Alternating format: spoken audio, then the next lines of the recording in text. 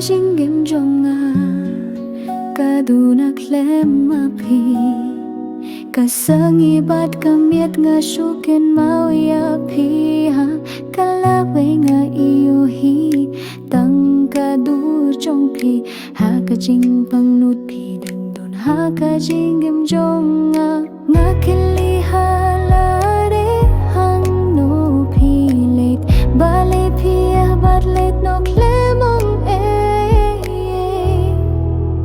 man kasangi ngaken mau ya pi kadonu jonga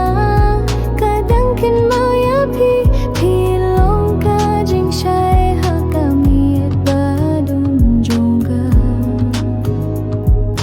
man kasangi ngadang ang nut iya pi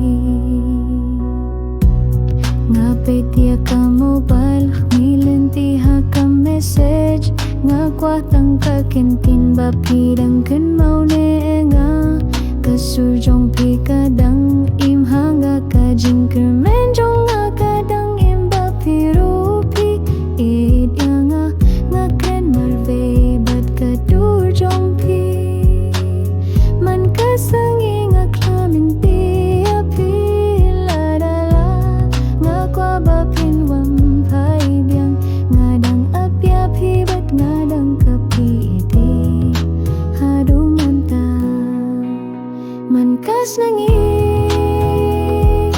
ngaken mau ya pi kamin sim la satang kijing ken mau tang bangin ya dolang nga kwa tang kata man kas ni nga shodwai ba pinwam pai no shanga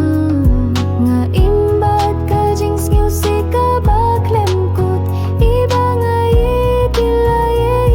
nga mare man kasni